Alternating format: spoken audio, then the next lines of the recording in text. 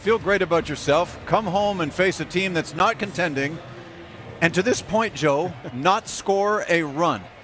Let's focus on the reason why they didn't in this particular game, and it has a lot to do with Shohei Ohtani. Why couldn't they get to him? You know you circle this game when you're going to face Ohtani and you try what you can do to get to a guy like this. That's probably looked for the fastball, but the problem is, despite this guy that hits triple digits with that fastball, he doesn't throw it a whole lot. He's got a lot of secondary pitches, the slider, the curveball, the cutter, the splitter, so he can throw a lot of different weapons at you and kept Blue Jays hitters off balance most of the afternoon, but you can also keep hitters off balance with the breaking stuff, the secondary stuff, because you've got such a good fastball. 99 to 100 at times can just freeze hitters. So it's the combination that makes it very difficult. If a guy's throwing low 90s, then maybe you can sit on the off speed a little bit, but it's not worth sitting on the slider from this guy. It's just too good. So you try to get to the fastball, but it seriously locks them up. And you can tell perhaps the delivery has a little deception as well. He's a big guy. The way it comes out of his hand, that's not anything you know unless you're standing in the batter's box,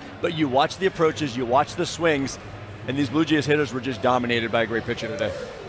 And Alec Manoa, if you look at his line, 7 innings of work, he only allowed 4 hits and 1 run. On most days, that's good enough to win a ball game, but he does not.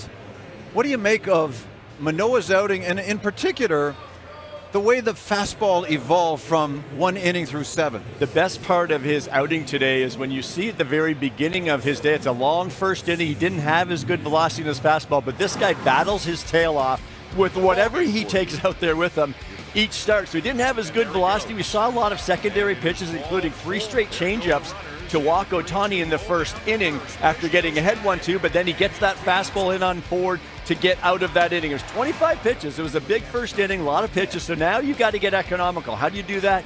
Rely on the fastball a little bit more because it's such a good pitch for Alec. It's got good life, and he relied on it most of the afternoon to get to where he did in the 6th. Made a good pitch to Rengifo. Kirk was set up inside. He hit his spot, but he just muscled it over there. And then, again, don't go away from it because it's been working all afternoon. He made an adjustment early in the day. The velocity wasn't there. We've seen him start a little bit lower and build up. He really did it in this game today, but this is a guy that sticks to his game plan. I thought he and Kirk worked very well together once again. Not aborting the game plan, staying with it despite maybe not great results early, and especially in that first inning. You're seeing Trout, you got to mix in some sliders. You're seeing Ohtani mixing in those changeups.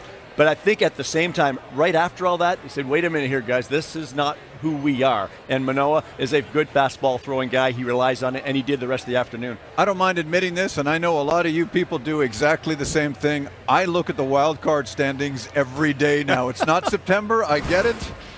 But we're allowed to, right? If we choose to, and I know I do. So if you consider that Boston beat Tampa Bay, so the Red Sox did a favor for the Blue Jays today in beating Tampa Bay.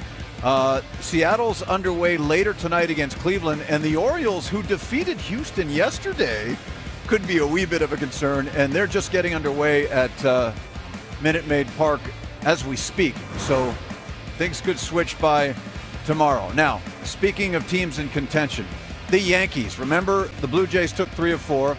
Well, they're now in the middle of a 5-game win streak, looking for a 6th in Oakland tonight. You can see that on Sportsnet at 9 Eastern, 6 Pacific. And Sportsnet 1 will have the game in Seattle at 10 Eastern, 7 Pacific time.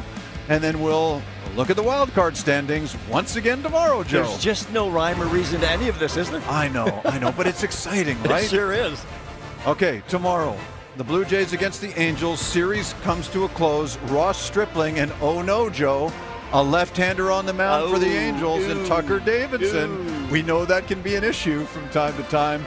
Please join us, especially if you live in Nova Scotia. We'll have a special presentation for you on Blue Jays Central, 1 Eastern, 10 Pacific.